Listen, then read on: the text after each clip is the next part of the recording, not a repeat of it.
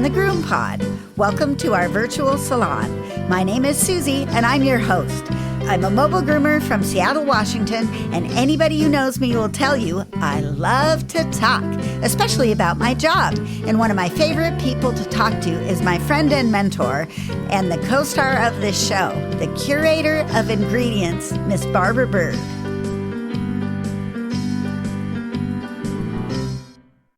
Hey, Susy, happy Mother's Day. I bet you forgot that.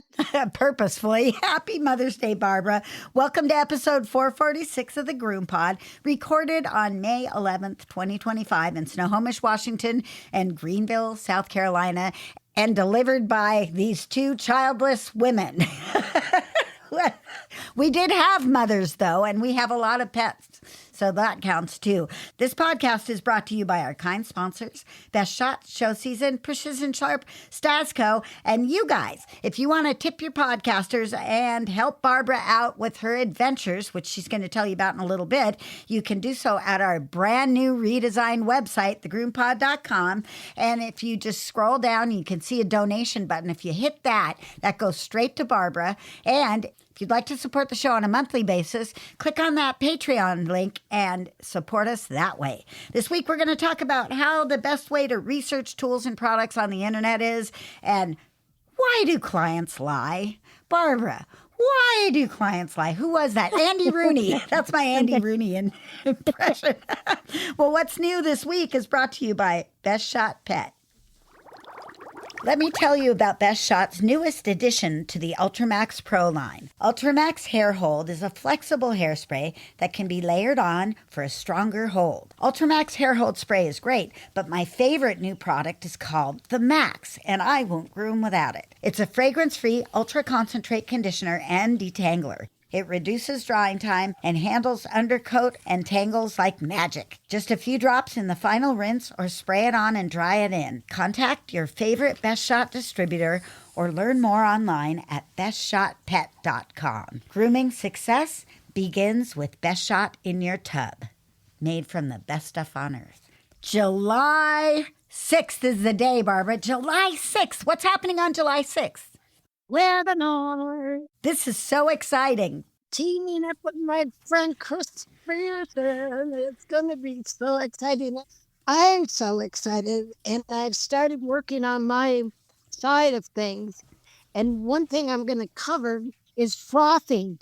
So I started thinking about what I was going to say about frothing, and I ended up creating a study of frothing so that we can get a science-minded view of frothing. And I have a partner in crime, a GroomPod listener and fangirl, student of grooming, Christina Robertson. We were talking about a new Dead Sea salt product that she's testing out and kind of fronting for some women that bought into that company. So I was having a conversation with her, and without any forethought, I just invited her to join me in this study of frothing, and she jumped on it.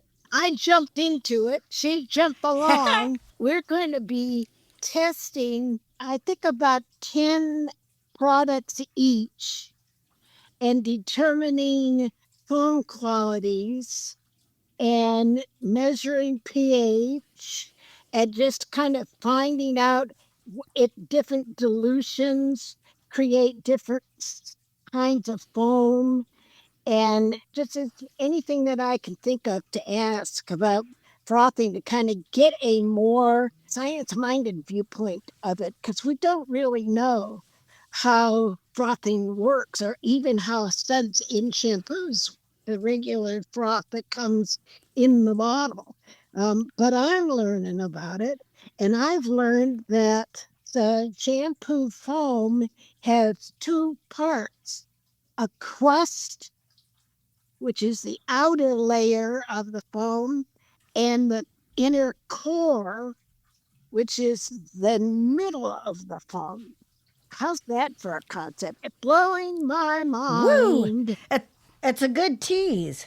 So I'm going to try to make a big deal out of it as much as I can within the structure of creating the entire webinar.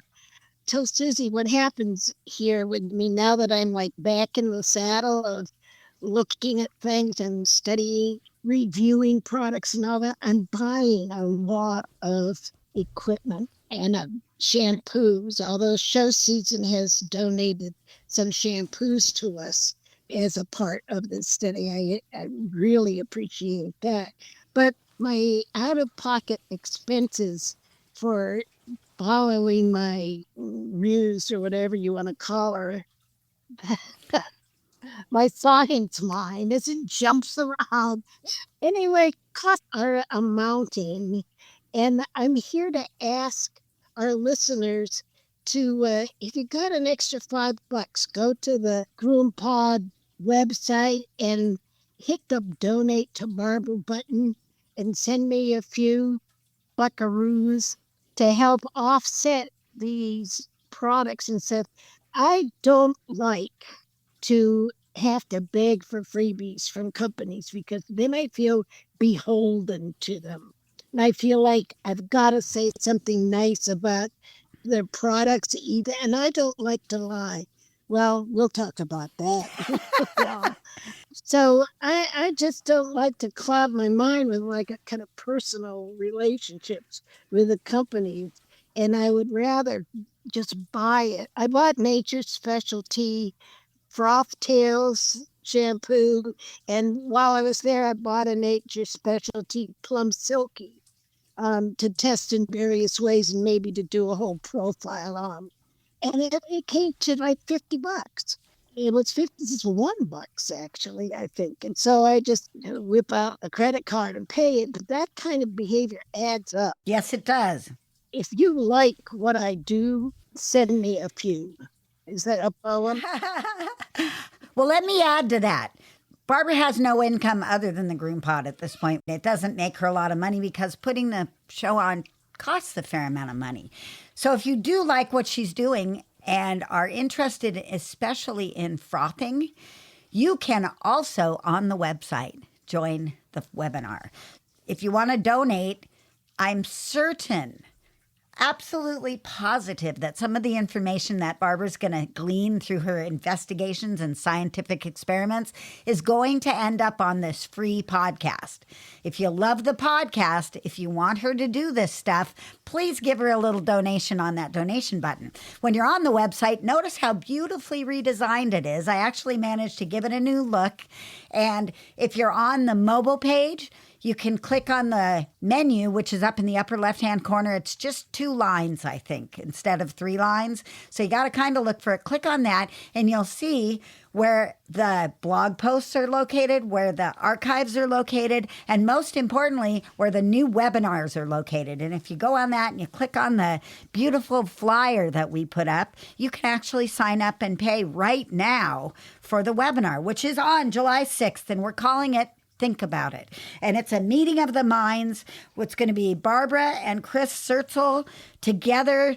Barbara's going to be talking about current trends and issues in the grooming industry, like we were talking about frothing and other neat, new, innovative stuff that's coming up. Chris is going to talk about putting that science into action, what products to reach for and why, different techniques by coat type, working smarter, not harder, and salon therapeutics. Join us on July 6th at 10 a.m. Pacific time, and it's $150 for the whole entire day at the website. Look for the webinars link. It's also across the navigation bar, and I'm pretty excited about that. You talk about having relationships with vendors and manufacturers. Well, we have a lovely relationship with lots of our vendors, including Precision Sharp. And I got to spend a little time with Randy from Precision Sharp at the Northwest Grooming Show. And I want to share with you guys a discussion that we had all about the difference between human and pet equipment. It was really fun. And let me see if I can bring it up. So I'm here with Randy from Precision Sharp, one of our fabulous sponsors, and I wanted to ask him about a question we had much earlier on the podcast. Okay. What the difference is between clippers that are meant for human hair and clippers that are meant for dog hair. So, one item is a lot of times, like in the grooming world, the numbers go, let's just say 3, 4, 5, all the way up to 50. There are similar blades that are detachable also, but their numbering system is different. Like a number 10 is a 2-aught, 0, 0.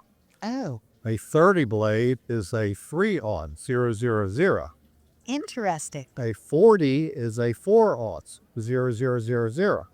The other thing is some of the clippers in the barber industry, they all have different names. They might be the same model. Like I remember one in particular, the Andis AG, which is an old corded Okay. clipper, but the same model, and that was a model BG Barber. But they had a different rotating bearing that was more of a plastic bearing. You could sometimes use that BG clipper with your animal grooming blades, but the bearing would go out faster because they weren't built for as much use. So on the blades, is the cutter the same? Cutter blade? A lot of times they're exactly the same. So the bearing is different in the motor. It could be. It could be. How about the cords and stuff? The cord, usually on the human or barber side, the cords are only like 5 foot long instead of whatever, 11, 12. Yeah. Okay, other question Yeah. is my hairdresser Yep. does not sharpen her blades. Right. Is that common? It is common, believe it or not. There's always been a mix of people. Some people just never said they felt the same. Some people just used them until they stopped working and then bought another one because maybe they didn't have a sharpener accessible or they didn't want to deal with sending stuff out or something like that. So they'd have drawers full of blades. They hated to throw them away. I did a trade with a lady. She bought a grooming shop. She got 300 blades in drawers. And I sharpened a whole bunch of some of those blades that she wanted in exchange for the rest of them. Cool. So then I sell them at AKC dog shows. Reconditioned. They were brand new, never sharpened. I just thought that was weird. They throw their clippers away. They don't fix those either? It's so weird. Very weird. Well, barbers are worse. They'll have their clippers 50 years, and you can't even get them apart or repair them because they suck so much hair into the motor. It's like one big ball of gunk inside. It's this similar industry, but it's definitely not the same. Not the same at all. Cool. Yeah, and the trimmers in the beauty barber industry are totally disposable for the most part. There's a few clippers. T-Edger is one I remember from the barber industry. That's one of the old historic ones that'll never go away.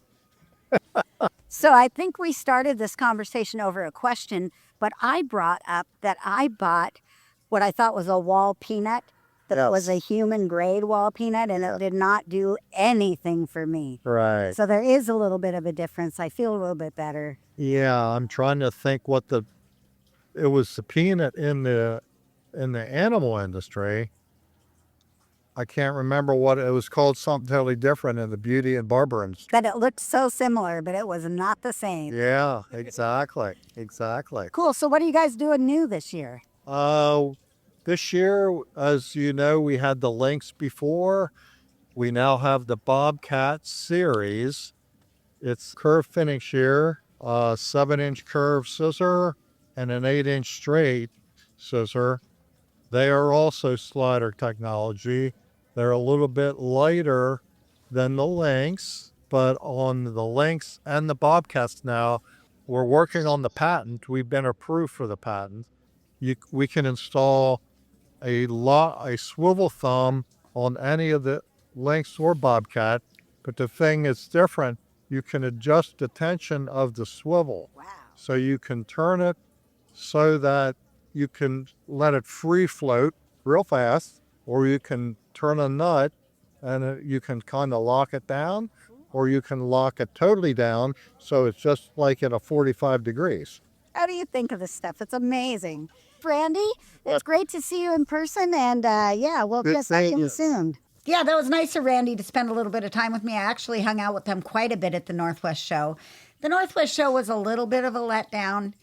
in that there wasn't a lot of good vendors there, which was a bummer. But the competitions looked fun, and I didn't take any classes, but I heard they were good. So that was fun. It's always good. I went and had lunch with one of our groomer friends, and that was worth the trip. Plus getting my stuff sharpened. And I bought a pair of Bobcats. I actually got the whole set. I got thinners and straights and curves, and I really like them. So if you're looking for a little bit cheaper option with the sliding thumb, try the Bobcats. All right, let's take a break and head to our first appointment. Did you know that Stasco has come out with a couple of new products? First, there's the Stasco Oatmeal Protein Conditioner. This conditioner provides exceptional body and manageability and super shiny finishes. And it has a wonderful apple scent that I love. Great in the recirculator, too. And they have a new matching protein conditioning spray, dematting, anti-static conditioning, and finishing all in one, just like the original Stasco spray, but with that delicious apple fragrance. Look for these new products at trade shows and your favorite distributors like Cascade Grooming Supplies.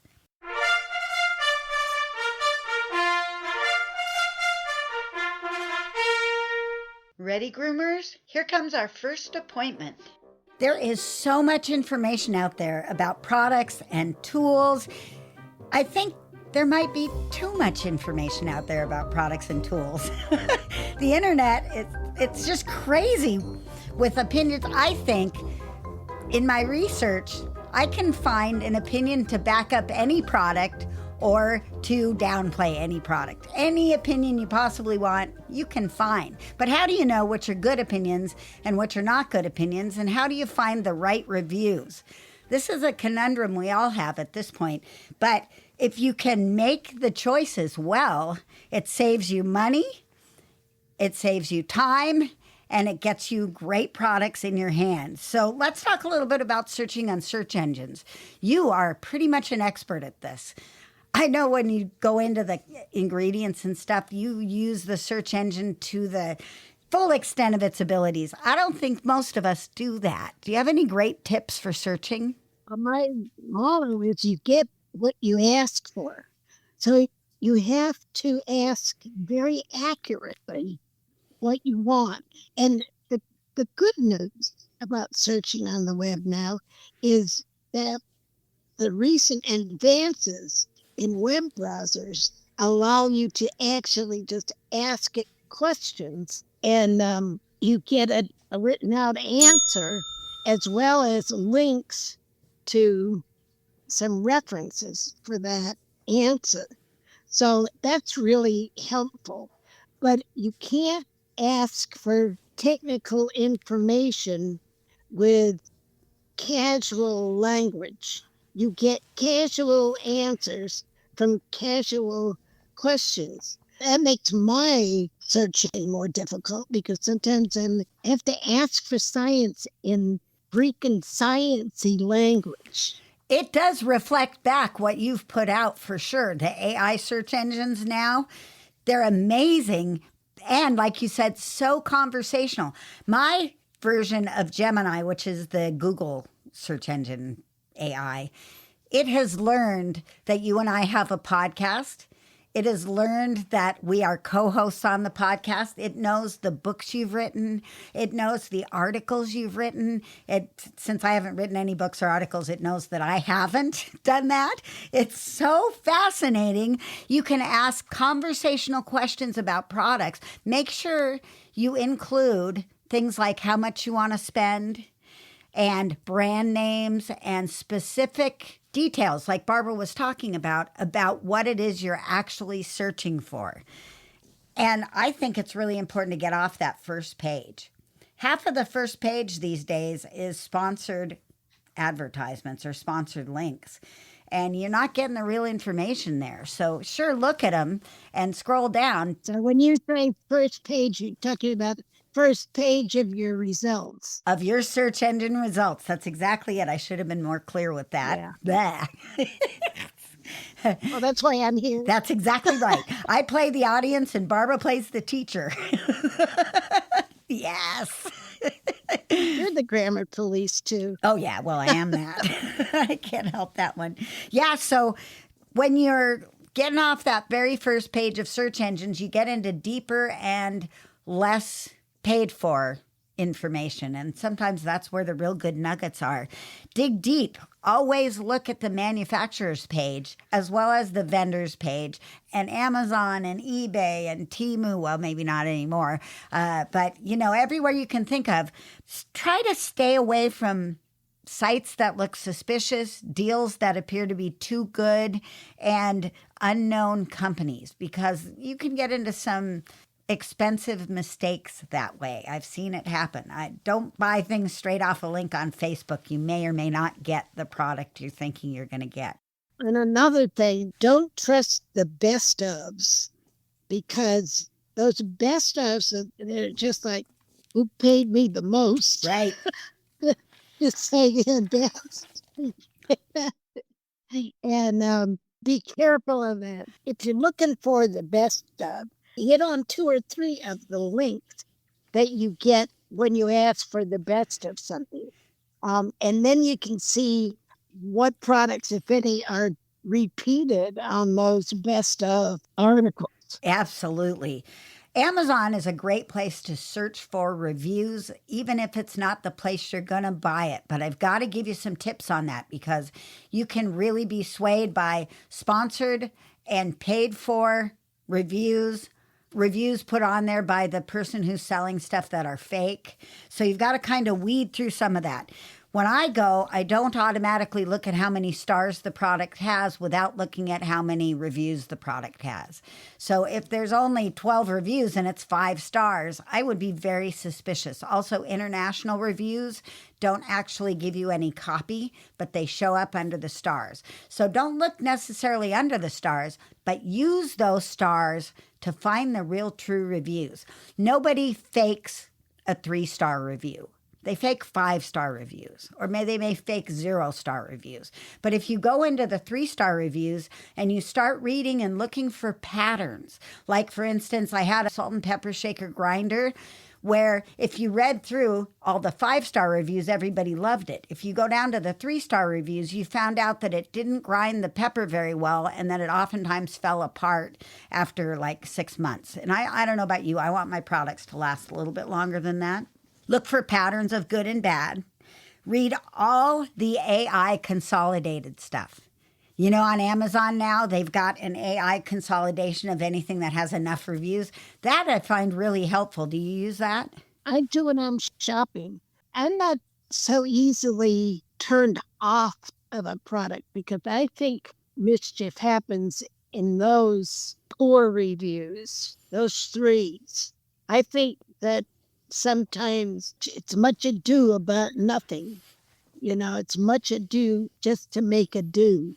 Oftentimes it's they didn't take the return when it came broken. Okay, that's fine, but that's not really a cause for 3-star review. That's a cause for bad customer service review, but not a product review. So you've really got to read between the lines. You have to read people who don't know how to use the product as well. We see that a lot in the reviews where they're describing what they did, and for a fact it doesn't quite work that way, and yet they never really became aware of the fact that they weren't using the product correctly. Paint sprayers, generators, stuff like that, they often have that kind of a bad reviews.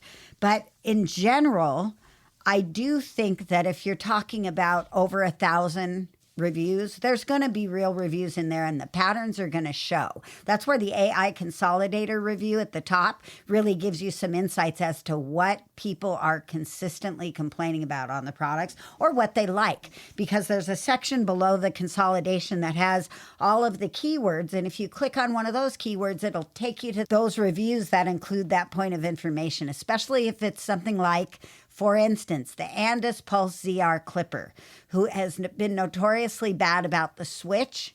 You can find those reviews in there, and they'll repeat, the switch doesn't work. The switch, my hand hits the switch and it turns it off. And then you'll know, well, that's obviously a problem with the design, as opposed to the one guy who says, well, the switch is in a funny spot and nothing else.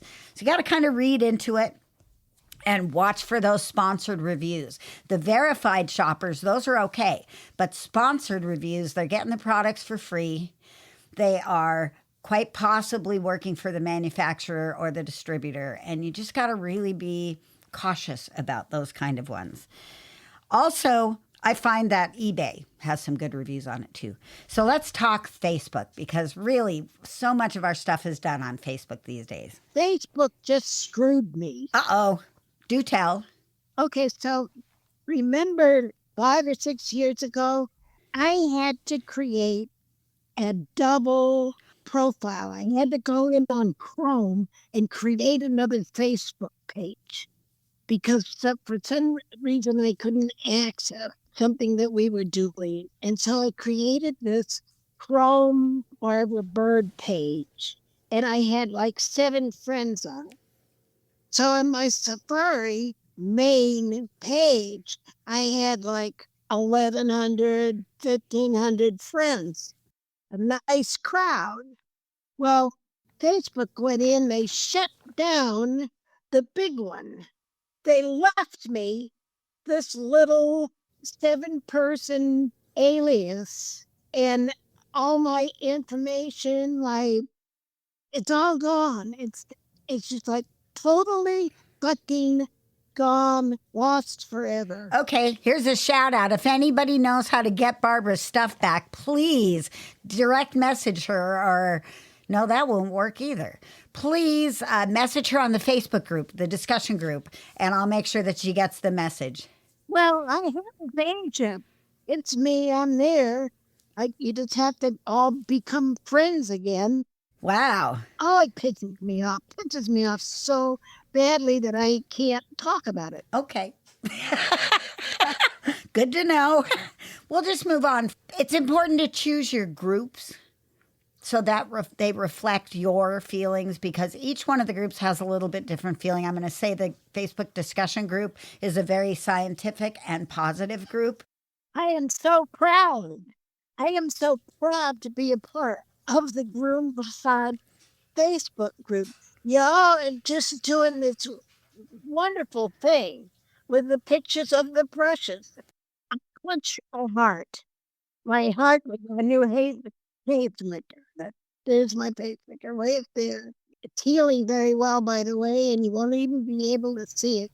Just a big bandage. I'm showing Susie my wound. That's where they cut in. It's tiny. That's pretty good. I can't even feel the box. The box is, about this big. And I can't feel it in there at all. It's got all that little blubber. Yeah, well, that's good, though. I don't want you to have to feel that. It was a good thing, yeah. So everybody, just on a side note, if you put up pictures in the Facebook group, like there's a lot of you who have done that, there's an album at the top called Pictures of Brushes. Put your pictures up there. I can't apparently move pictures up there, but if you've put a picture up there, please add it to that album, and I'll add mine as well so that we have a place to go look at stuff. Actually, I had a little bit more elaborate kind of thing in mind, where I would provide the linking, comparative, and overview of what we're looking at, the pictures. That's harder for me because I can't do everyone else's pictures. All I can do is my own. That's good. No, do it like that. Do that. Okay. But then you're going to be in the same position where you won't be able to move those photos to another album on the website. I'll keep messing with it and try to learn some more about what I can and can't do. Play with it. Just play with it. Let's just keep that in mind, that we've got a gem, a jewel in our hands. I mean, there's no other Facebook group of groomers doing anything sciencey. True. There isn't. I know. When people start being sciencey, then someone steps in and says, but sulfates are bad. And you're like, well, no, we've just spent 20 years explaining why they're not. So go to your trusted groups, the groups that you get good information from, the groups that have people that are mentors that you look up to, that are established in the industry. And at the very top of every Facebook group is a search bar. Use the search bar before you ask which our favorite shampoos are, because it's been asked and answered 1,000 times on the group. And like I said before, you can find a positive and a negative about every single product out there. So do a search, be specific on your question. Then all the posts will pop up, and then look for posts of people that you know you're comfortable with the information. Try to stay away from young posts that are young groomers, because they don't have the experience quite yet if you're looking for products and tools as the older groomers do, and the history. So sometimes I even go look at a person's profile just to see how long they've been grooming, see if they've been on Facebook for a long time, see if they say how long they've been grooming, look at their work page. Sometimes that helps. Well, wait a minute. Okay. So, are we saying that young groomers don't have as valuable an opinion and when they're using things? Well, yes, to a certain extent. What I'm saying is that if you bathe and groom dogs for 3 years, your opinion of a tool is completely different than if you've worked for 30 years in the industry. You may not recognize the coat damage that a slicker does because it's what your owner has sent you. Now, they're valid. They have Listen, groomers of 30, 40, 50 years don't recognize the damage that a slicker brush does. So, come on. That's why I'm saying choose the persons you're looking at as people who have a reputation in the industry for thinking the way that you tend to think. Like, I'm not going to go to somebody who does dematting all day long on dogs and ask them how to scissor I mean, they may be able to do it, but I'm just saying take it with a grain of salt is what I'm saying. I don't want to fail to honor the value of input from newbies. No, input, yes. But what I'm saying is make sure you're checking with your old regulars as well. I mean, you're going to read all of the comments. You're going to read them all. And then just take them all with a grain of salt. The old people, the new people, keep in mind how much experience everybody has had. Because I do think it makes a difference in the way they review a product. I don't think it makes a difference in the way they get an impression of a product. I think the impression is going to be pretty across the board. Some people are going to like it. Some people aren't going to like it. It may have too strong a fragrance. I like a strong fragrance. So there's so much variance, so much individuality in this stuff. And I totally believe that that's why there's an opinion to back up and to discredit every single thing out there. That's where your discretion comes in, to pick the people that you trust. And I do think it's important. And I'm not saying you can't trust a new person's opinion, but it will be different than a person who's been grooming like you have. Like when I hear you talk about a brush, it holds a different weight than when a new person talks about a brush. Does that make sense? I'm not insulting new people by any means. What I am saying is I didn't know what I didn't know until I got there. Well, that's true. That's the only reason I mention that. If you don't find the answers you're comfortable with in the posts from the past, by all means, ask the question. But when you ask the question, be specific. Same way you do in a search engine. I think that's important. Barbara, you're the best at that. You actually zero in on exactly what to ask. If you do that, you will get answers more catered towards your specific question. If you ask a general question, what's your favorite shampoo? I'm going to change lines. That's one of those super individual questions that goes out there pretty much every day on some of those big 30,000 member groups.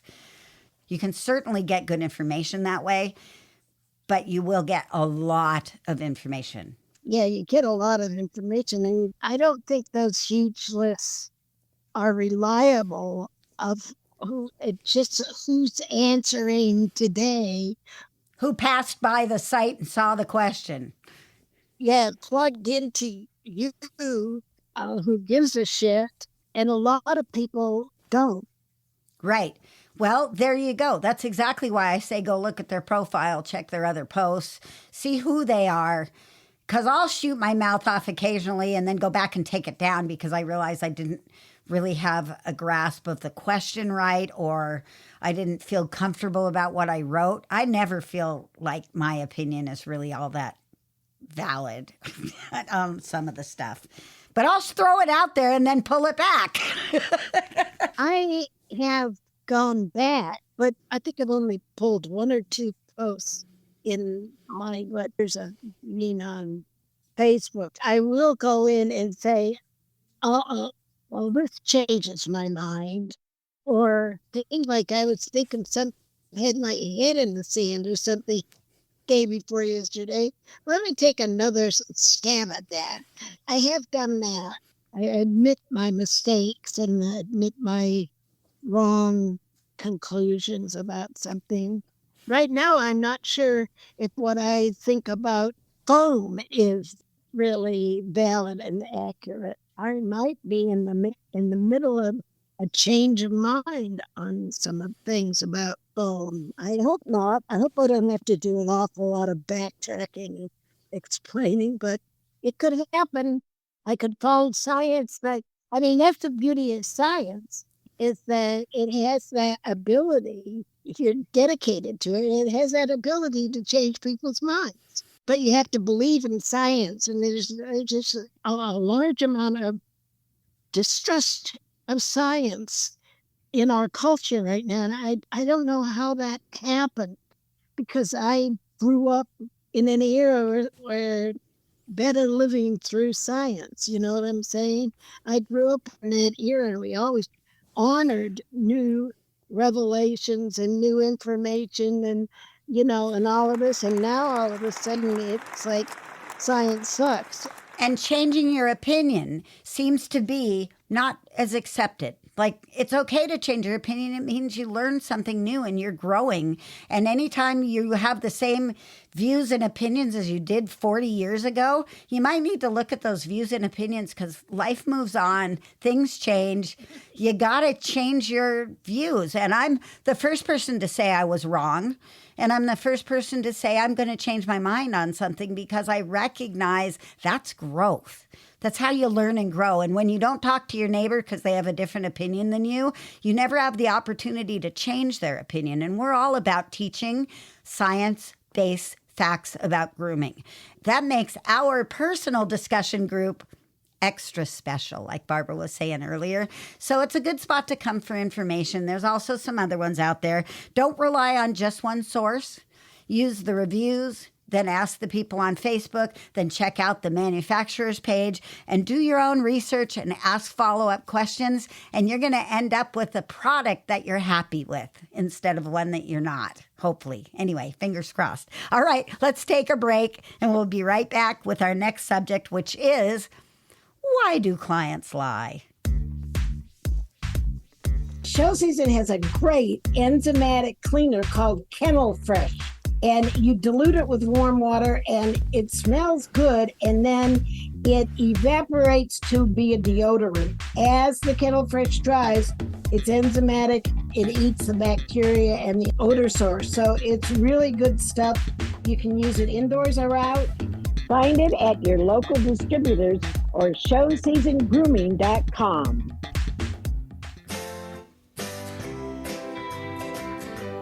The GroomPod and Precision Sharp would like to invite you to check out the newest precise cut shear called Lynx.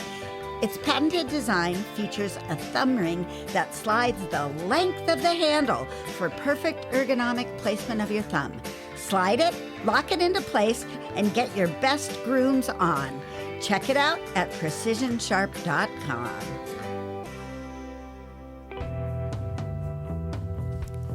Groomers, take your seats. It's time for B-Bird's Classroom. Everybody lies. Some people lie a little, some people lie a lot. Today we're going to discuss some of the reasons behind why our clients lie to us and offer some advice on how to deal with it. Barbara, why are you uniquely qualified to talk about this? I'm uniquely qualified to talk about this because I'm a liar. No. Oh, that was good. No, that's the truth. I am an excellent liar. But the qualifications that Susie is trying to squeeze out of me is the fact that I have my master's degree in social work, and I worked as a social worker for a decade or so before I got smart and became a happier talker. God, I hated that work. Ugh. I didn't hate it. I just wasn't comfortable being the agent in between the person on the street and the bureaucracy. I just hated that I had to butt up heads against the bureaucracy on behalf of the clients. And it was an uncomfortable position for me. Being the professor, that's comfortable. I should have gone into that because I'm comfortable being the expert and sharing information and bringing people along and acknowledging their efforts and all of that kind of stuff. And as a social worker, I learned a little bit about people lying, and it wasn't from reading anything. It was from experiencing them. And one of the things that I recognized is that people are more likely to lie to you if you seem to be an authority figure of some sort. That's interesting. Teachers, principals, counselors, job interviewers, the boss. Anybody with perceived power over you. We are in that position with our clients because they leave their precious pet with us. So sometimes they are lying to spare their pet from you being angry at them and taking it out on their pet. They think that. I never thought of it that way, but I bet you're right. And City, it's the way these power levels work. And one of the things that they tried to do is to level the playing field. And so they will make you look stupid because they feel you made them look stupid. Be careful who you make feel stupid because it'll come back to you. Or they won't come back to you. Or they won't come back to you. You'll be out the money in the pocket. And guess what? Your business won't flourish. I found that most people will lie about little things to see if you'll buy their lies, and then they'll lie about Yeah. Sometimes we lie in casual conversations, and especially if there's alcohol involved. Alcohol gives them permission to lie a lot. Yep. That's not even in the article or anything, but that's true, is that loose lips take trips. And usually that's just because they want to achieve a bigger image of themselves. You know, they want to be bigger than their reality selves. And so they'll embellish their journeys, etc., etc. I never did that, but I was very good about lying to stay out of trouble. Like to avoid punishment and consequences kind of trouble? Well, definitely. That's one of the main reasons that people lie, is to avoid consequences of getting into trouble. And I used to keep up I had a split personality. I was the goody two-shoes, and I was the naughty bitch. And I just put forth such a goody two-shoes image that the nasty bitch could lie and get away with it. I got away with it. I was so authentic. Well, As a serious, well-behaved young girl, my parents just didn't conceive that I might be sneaking out the back door through the desert over the overpass into somebody's pickup truck. It never occurred to them. Then the trick was to get back into the house without making the dogs bark. oh, so hard. I used to sneak out back, push the car out of the garage, roll it around the hill, jump start it on the way around and take off and come back before my dad would get up in the morning. Sneak that little tiny car back into the garage, close the garage door, sneak back in the house and into my bedroom, just in time to see my dad passing by in his underwear, headed back to work. I was terrible. My trophy lies are to avoid confrontation. I do not like confrontation. If I can avoid confrontation and figure a better way around later, not while I'm in front of the person getting confronted, that was always my expertise. I avoided punishment and consequences too, but I really, really, into my adult life, took the avoid confrontation to heart, which is a bummer. But I'm learning not to do that. I'm learning to go ahead and confront the person who has missed their appointment and changed it 3 different times. Okay, I'm totally lying. I never confront people like that. I'm a little bit of a doormat. in that respect, but it's okay. I would stop and think, how would I like to hear about this? How would I want to be handled if I was late the 35th time in a row or whatever? And that's how I handle people. It's a great advice. If it's hard for me to say something to somebody, I say, it's hard for me to say this, but hold on and let me get through it, please. I have confrontation too. I run the other way. Yep. Quickly. Our clients are often embarrassed by the condition of their dogs, depending on what's going on in their life. Sometimes the dog isn't the top priority in the moment. And that can cause people to lie. Because there's a loss of self-esteem. So I give my clients permission to tell the truth, permission to be lousy brushers. I just give them permission. Let's just be honest about it. And that's what I'll say to them. I'll bust them with humor. And then that'll break the shell of having to be inauthentic to me. Because if I make you laugh at the same time I make you admit something, then it's painless. You know what I never want to do? I never want to make somebody cry. That's the worst. So I think that the fear of creating somebody's bad feelings towards you, it may not be crying, but it may just be inside, like you feel like you disappointed that person. You came in and your dog was in bad shape and you feel like the person you're handing your dog to is judging you. And they might be inside, but you can't show that. Maybe you are. You've really got to cover that up because it will promote more lying. And you end up in this vicious cycle of lying. And it's just an ingenuine relationship at that point. What you want to do instead is create what Barbara calls a zone of compassion. And I'm going to put this article up after she gives me the okay. But you want to create a zone of compassion for your clients. Personally, I don't groom anyone's dogs where I don't like the people anymore. I did for years. I had lots of people I didn't love, but I loved the dogs. Now I've eliminated all of those bad feeling people, the people that I didn't enjoy going to their house, or I didn't have a good time when we chatted, or I didn't feel like I had a connection with their dog or the family. Then I don't do them anymore. So I've got a connection. We have like a full-on relationship. I'm part of the family in a lot of these houses. I never want my clients to feel bad about anything that they're doing, unless they beat their dogs, and that would be another thing. And actually, the research shows that people are less likely to lie to good friends and family. Ah, well then I'm doing the right thing. Unless there's somebody in the family that's making them look bad all the time. Or even a sibling can be very stressful if it's not a good relationship. You can't take these people's lies personally. One of my favorite things that Barbara ever taught me was Q-tip, quit taking it personally.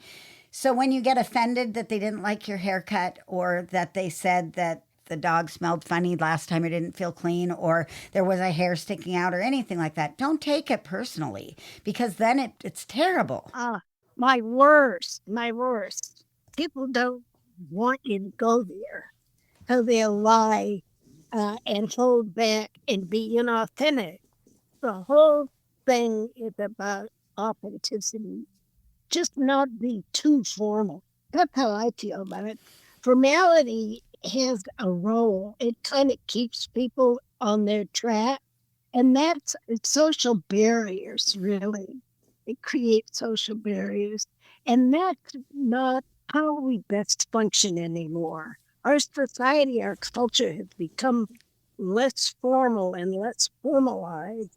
And so if you are unsure of your authority and you're just asserting an inauthentic authority over your pet owners, they're going to sense that. And they're just like not going to be that comfortable with you and not entrust you with their authentic selves.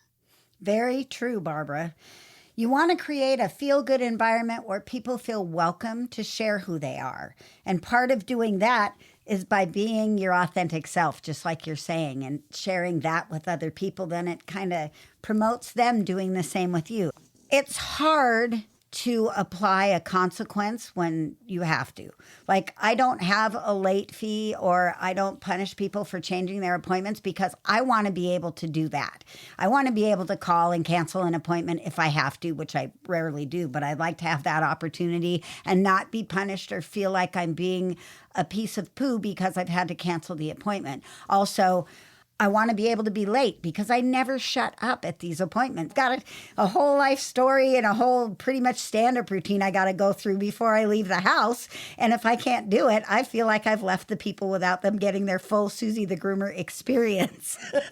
So I want to be able to be late. I want to have my people feel like they can be late if they have to. I won't wait forever, but I certainly will wait 20 minutes or half an hour for somebody if they've contacted me and told me they were on their way. I can adjust my schedule that much. I want them to feel comfortable with that.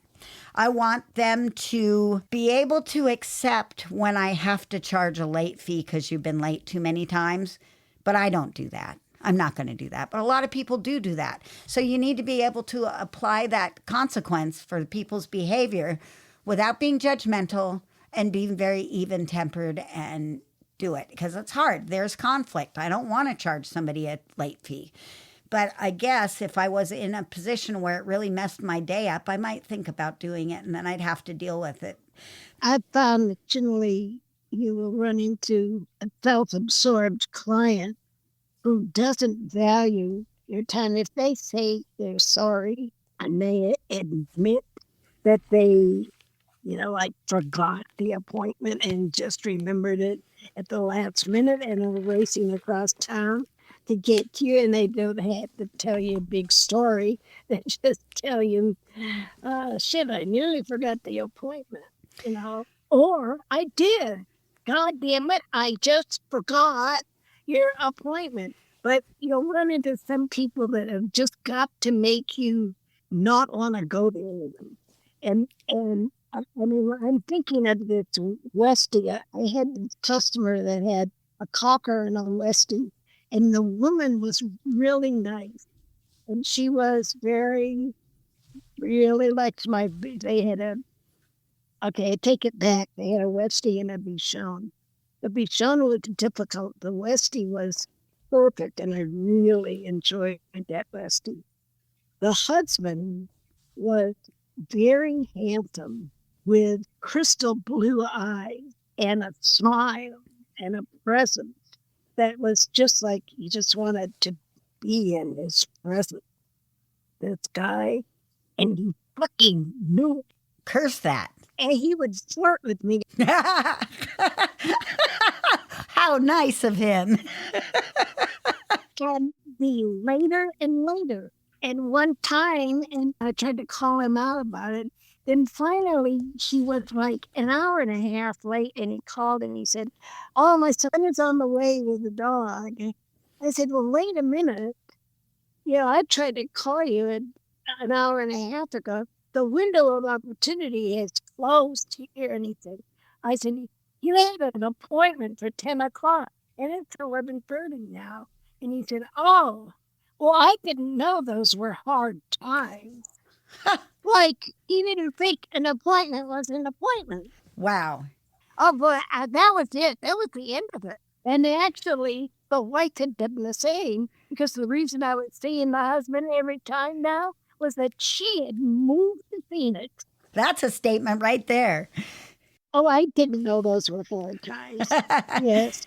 Well, I think if you encourage honesty and you mirror it back to people, that the better communication that you're going to build is going to make for stronger relationships and better tips. And aren't we all working for those?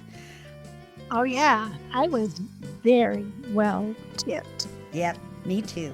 Well, let's call it a day, Barbara. I'm going to go groom some other dogs because that's what I love to do. And remember to sign up for the webinar, donate to Barbara so she can do experiments, and support our sponsors. Happy grooming, everyone. See you next week on the GroomPod. Bye. And take care of yourselves because we love you.